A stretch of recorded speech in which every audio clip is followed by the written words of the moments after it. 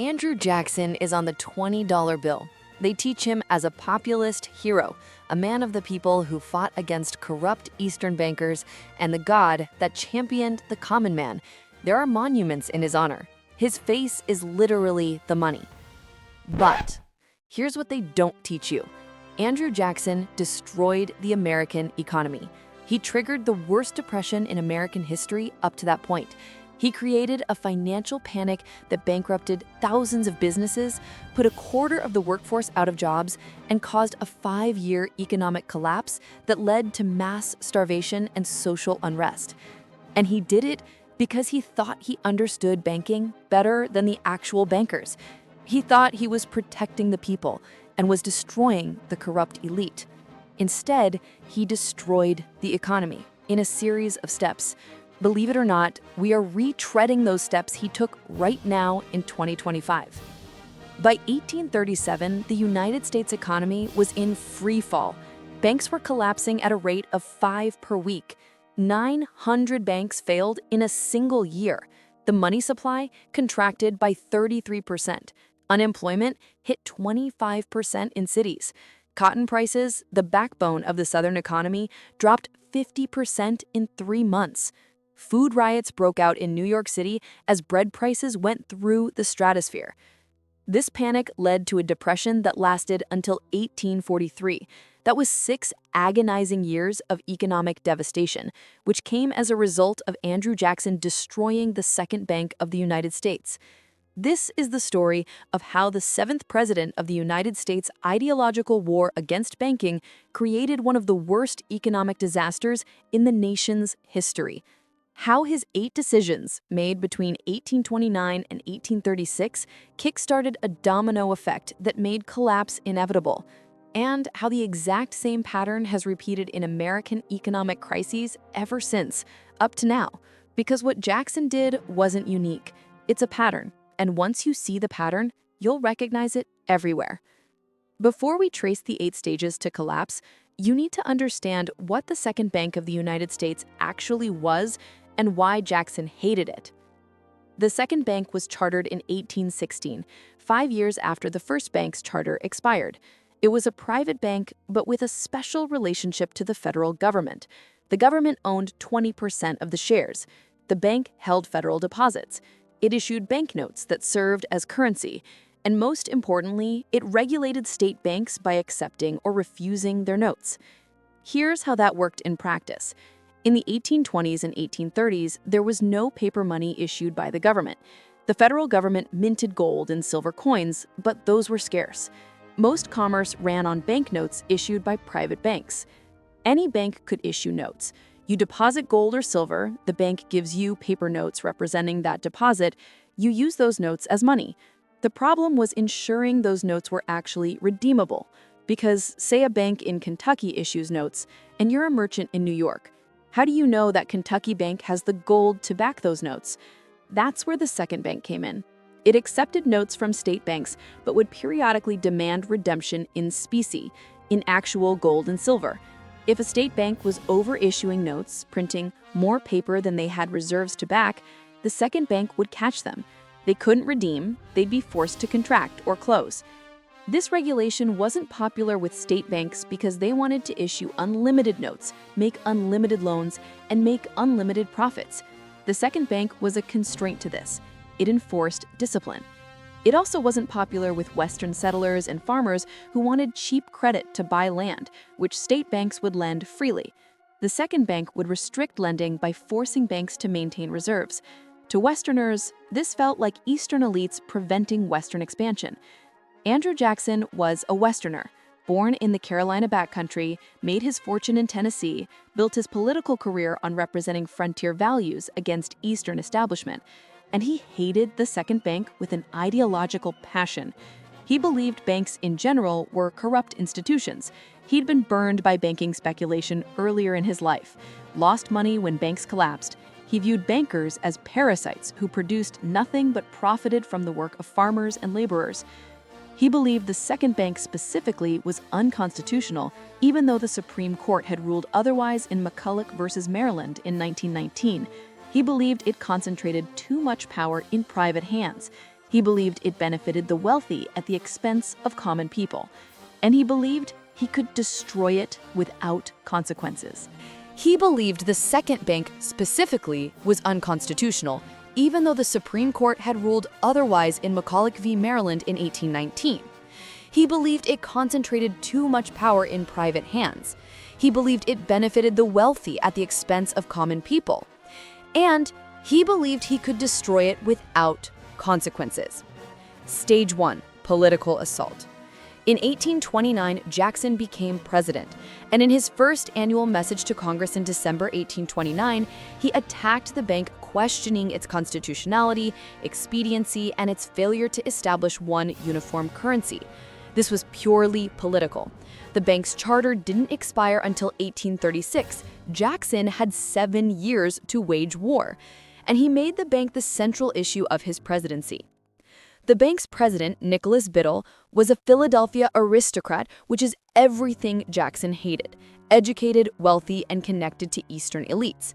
Biddle ran the bank conservatively and effectively. By 1832, the American economy was stable, credit was available, and the financial system worked. But Jackson didn't care about stability. He cared about destroying what he saw as corrupt monopoly power.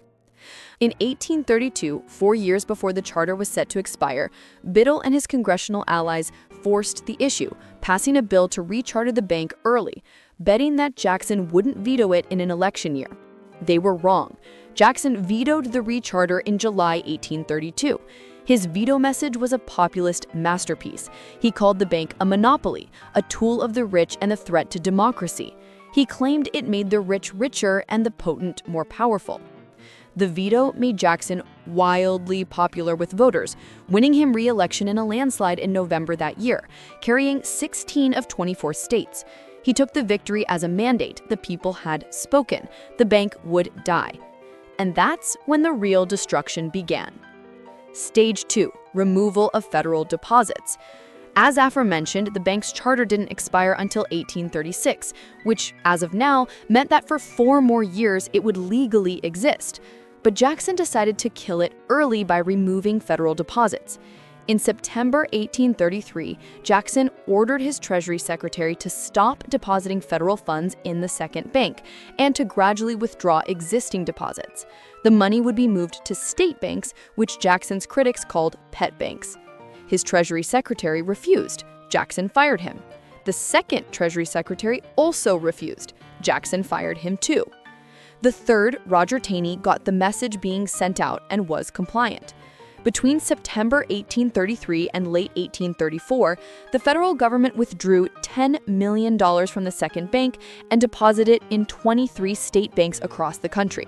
This was catastrophic for the second bank's ability to function. It had result to contract lending, calling in loans, and reducing operations. Biddle, desperate to prove the bank was necessary, made it worse. He contracted credit deliberately and severely, trying to create a crisis that would force Congress to reverse Jackson's policy. It created a brief recession in 1833 and 1834, where businesses failed and credit dried up. Jackson was blamed for this, but he held firm, and by 1834, the economy recovered as state banks expanded lending, using their new federal deposits. Jackson had won. The second bank was dying, and state banks were free to issue notes and make loans without the second bank's regulation. Stage 3, the Specie circular. By 1835, the American economy was booming. Land speculation was exploding, especially in the West. The federal government owned vast territories acquired through treaties and purchases. They sold this land to settlers and speculators, and they were paying with banknotes issued by state banks. Here's the problem. Those notes were backed by gold and silver reserves that didn't exist. State banks, no longer regulated by the second bank, were issuing notes far beyond their Specie reserves. See, a bank might hold $10,000 in gold but issue $100,000 in notes. It doesn't take a genius to see the problem here. As long as everyone believed the notes were redeemable, the system worked, but the ratio of paper to gold was becoming absurd. Jackson, watching land speculation spiral out of control, decided to stop it. In July 1836, he issued the Specie Circular, an executive order requiring that federal land purchases be paid in gold or silver coin. not banknotes. The goal was to stop speculation. The result was economic implosion. Suddenly, speculators and settlers needed actual gold and silver to buy land. They went to banks to redeem their notes for species. Banks didn't have enough. They couldn't honor redemptions. The notes became worthless. The land market collapsed. Banks that had issued notes backed by land values found themselves insolvent. The notes they'd issued couldn't be redeemed. And those notes were circulating throughout the economy as money. Stage 4, banking collapse. By March 1837, the crisis was in full swing. By May, banks were collapsing. The first major failure was in New Orleans in March, then New York in May. By summer, banks across the country were suspending specie payments. They announced they would no longer redeem notes for gold or silver. This wasn't a few banks. This was systemic. Of the 850 banks operating in the United States in 1837, 343 closed entirely, with another 62 failing partially. That's nearly half the banking system gone in 1 year. And when banks fail, the money supply collapses. Because remember, most money in circulation wasn't government-issued coins. It was banknotes from private banks. When those banks failed, their notes became worthless. Money, quite literally, vanished from the economy. The money supply contracted by 34% between 1837 and 1838. 1/3 of the money in circulation disappeared. If you were holding notes from a failed bank, your savings were gone. If you were a business with debts to pay, you couldn't get credit. If you were a worker, your employer couldn't make payroll. New York City, the commercial center of America, was devastated. 1/3 of the workforce lost their jobs. On February 10, 1838, thousands of unemployed workers stormed a warehouse storing wheat, desperate for food. The military was called in. 6 people died. Cotton prices, which had been 17 cents per pound in March 1837, fell to 8 cents by October. Southern planters who had borrowed against expected cotton revenues couldn't pay their debts. Plantations were foreclosed. The Southern economy collapsed. In the West, where the land bubble had been most extreme, entire towns went bankrupt. Land that had sold for $10 per acre in 1836 couldn't find buyers at $1 per acre in 1838. Stage 5, credit freeze. When banks collapse, credit disappears. And in the 1830s, the entire economy ran on credit. Merchants borrowed to buy inventory. Farmers borrowed to plant crops. Manufacturers borrowed to pay workers. When banks stopped lending, economic activity froze. Businesses that had been profitable couldn't get working capital. They closed, and workers lost jobs. Those workers, in turn, couldn't buy goods, which led to more businesses closing. See the domino I'm talking about? By 1838, unemployment in major cities was estimated at 25% and reached 50% in industrial towns. There were no unemployment benefits, no food stamps, no safety net. Families were starving. Contemporary accounts describe scenes of urban poverty that rivaled anything in the Great Depression.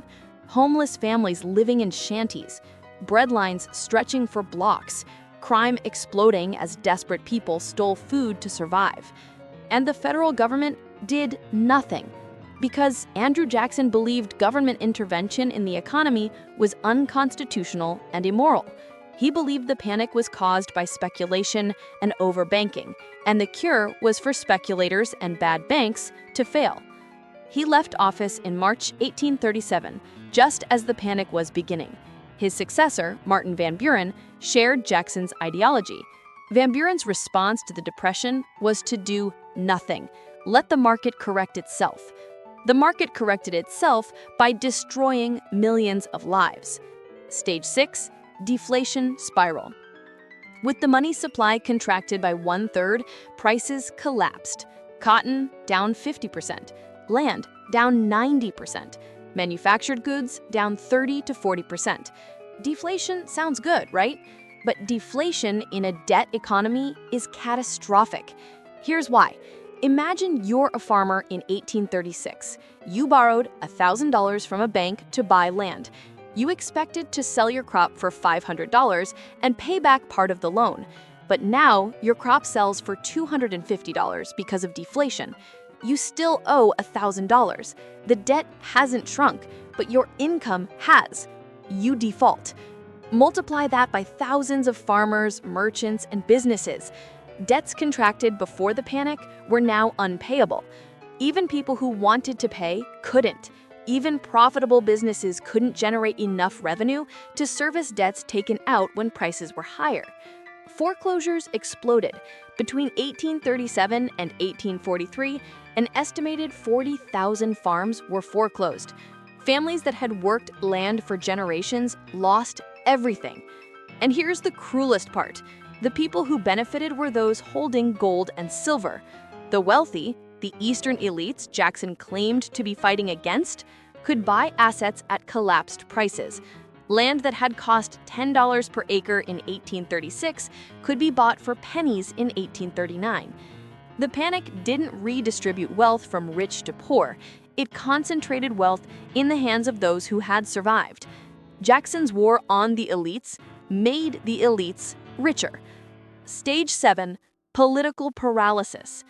The Depression lasted from 1837 to 1843, 6 years, and the federal government did almost nothing. Van Buren proposed an independent treasury system to hold federal funds instead of using banks, but it took years to implement and did nothing to address the immediate crisis. Congress debated relief measures and passed none. Why? Because Jacksonian ideology said the government had no role in managing the economy. The panic was seen as a natural correction after excessive speculation. Government intervention would only prolong the pain and reward speculators. This ideology was politically convenient for Van Buren. Doing nothing was cheap. Intervention would cost money the government didn't have. Federal revenue depended on tariffs and land sales, and both had collapsed. The federal government actually ran deficits during the Depression. In 1837, revenue was $25.9 million. By 1843, it had fallen to $8.3 million. The government was broke. States tried to help. Some states funded relief programs. Others defaulted on their bonds. 9 states defaulted between 1841 and 1842, unable to pay debts incurred during the boom years. The Depression destroyed Van Buren politically. He lost re-election in 1840 to William Henry Harrison, who ran on the slogan Tippecanoe and Tyler too, and promised change. Harrison died 31 days into his term. His successor, John Tyler, was a states' rights advocate who also did nothing. The federal government remained paralyzed until the Depression finally ended in 1843, not because of policy, but because the economy eventually stabilized on its own after 6 years of suffering. Stage 8. Long-term damage. The Panic of 1837 and the subsequent Depression left permanent scars on American economic development. First, it discredited banking for a generation. Americans became deeply suspicious of paper money and banks. The movement toward hard money, only gold and silver as currency, gained strength. This made credit scarce and economic growth slower for decades. Second, it delayed industrialization. The Northeast was beginning to industrialize in the 1830s. Factories, railroads, canals. The panic killed investment. Projects were abandoned. Workers lost jobs. It took until the 1850s for industrialization to recover momentum. Third, it worsened sectional tensions. The South blamed Northern banks for the collapse. The North blamed Southern cotton speculation. Regional resentment grew, feeding into the conflicts that would lead to the Civil War 24 years later. Fourth, it created a political ideology of government non-intervention that persisted until the Great Depression. The idea that government should not manage the economy, should not regulate banks, should not intervene in panics, became Democratic Party orthodoxy for 100 years. And fifth, it proved that even presidents with good intentions can cause catastrophic harm when they don't understand economic mechanisms. Jackson believed he was fighting for common people against corrupt elites. He believed banks were tools of oppression. He believed destroying the second bank would free the economy. Instead, he removed the only institution capable of regulating state banks. He enabled a credit bubble. He popped that bubble with the Specie circular, and he triggered a collapse that destroyed the savings, jobs, and lives of the common people he claimed to represent. The pattern was complete. Stage 1, political assaults on financial institutions. Stage 2, removal of regulatory oversight. Stage 3, credit bubble inflation. Stage 4, sudden tightening. Stage 5, banking collapse. Stage 6, credit freeze. Stage 7, deflation spiral. Stage 8, long-term damage. This pattern wasn't unique to 1837. Let's look at how many times it's repeated. The Panic of 1873 followed a similar pattern. Overexpansion of railroad credit, collapse of Jay Cooke's banking house, 89 railroads defaulted, depression lasted 6 years. Unemployment hit 14%. The government did nothing. The Panic of 1893, overexpansion of railroad credit, collapse of several major banks, 15,000 businesses failed. Unemployment hit 20% in industrial cities. The government did nothing. The Panic of 1907, stock market speculation, withdrawal of bank reserves, credit freeze. This one was stopped by J.P. Morgan personally organizing a bailout. The government still did nothing, which led directly to the creation of the Federal Reserve in 1913. The Great Depression of 1929, stock market speculation, banking collapse, credit freeze, deflation. This time, the government initially did nothing under Hoover. 25% unemployment. The economy collapsed by 30%. It took the New Deal and World War II to recover. The pattern repeats because the mechanism is always the same. Credit expansion creates a boom. Everyone believes it's sustainable. Something triggers doubt. Credit contracts. The boom becomes a bust. And if there's no institution to prevent the credit collapse from becoming catastrophic, catastrophe happens. In 1837, that institution was the second bank. Jackson destroyed it.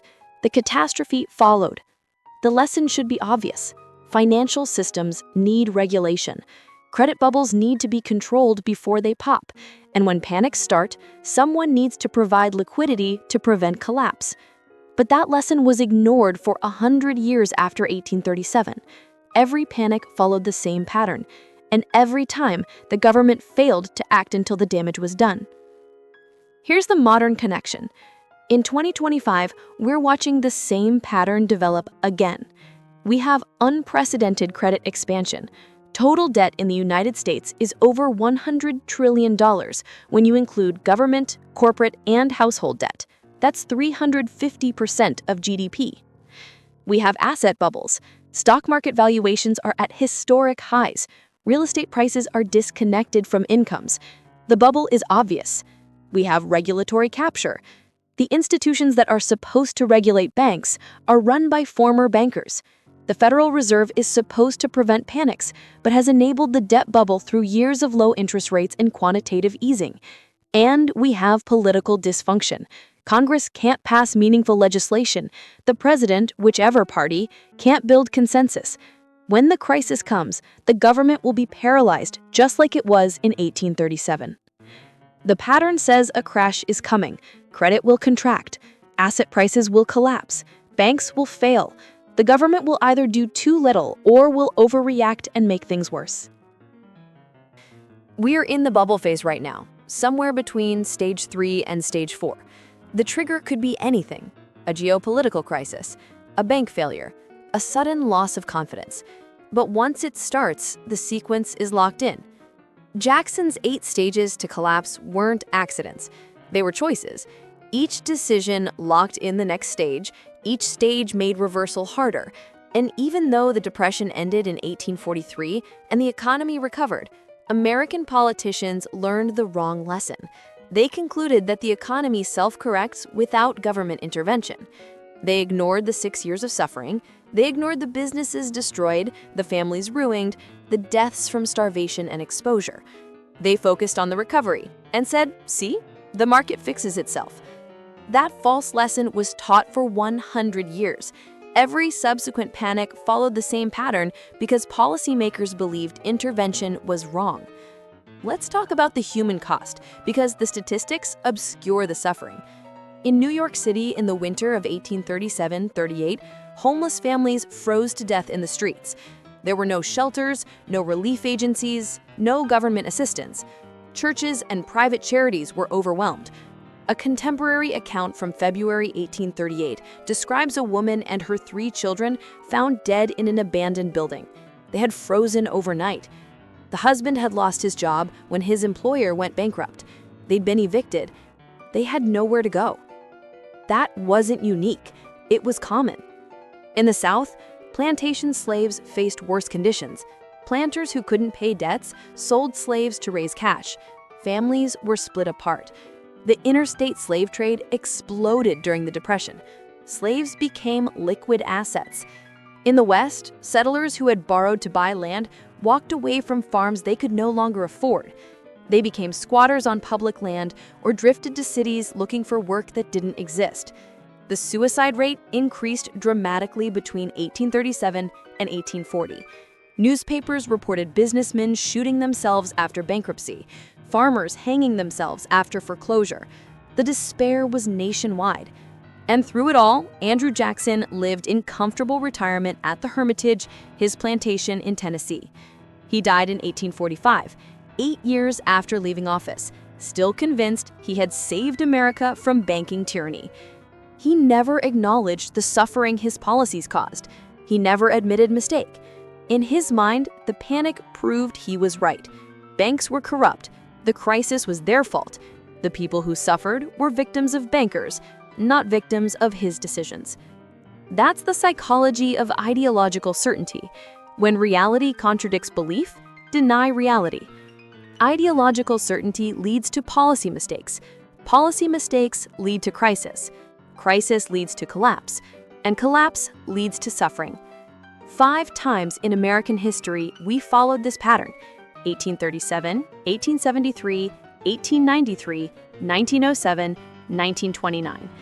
Every time the warning signs were visible, every time experts warned about bubbles and debt and instability, every time policymakers ignored them, and every time millions of people paid the price for decisions made by leaders who were certain they were right. Andrew Jackson believed he was saving America, and history almost paints him that way if you don't squint hard enough. They did name cities after him. But the historical record is clear. He destroyed the banking system. He triggered a panic. He caused a depression that lasted 6 years. And he did it because he was too ideologically certain to accept reality. The same pattern is unfolding now. Different actors, different ideology, same structure. Stage by stage, we're following the path to collapse. And when it happens, when the crisis comes, the politicians will blame anyone but themselves. They'll blame banks, blame foreigners, blame the previous administration. They'll do what Jackson did, deny responsibility and claim they were trying to help. But the pattern doesn't lie. The 8 stages are clear, and history says once you complete stage 6, stages 7 and 8 follow inevitably. We're past stage 6. The bubbles are inflated, the debt is unsustainable, the regulatory system has failed, the political system is paralyzed. Stages 7 and 8 are coming. The only question is timing. If this opened your eyes to where we actually are in the pattern, subscribe. Because when the panic comes, when stages 7 and 8 complete, you'll want to understand why America's economy collapsed so quickly. The answers aren't hiding in the future. They're written in the past. Andrew Jackson wrote the playbook in 1837, and we're following it word for word. The pattern never changes, only the names and dates.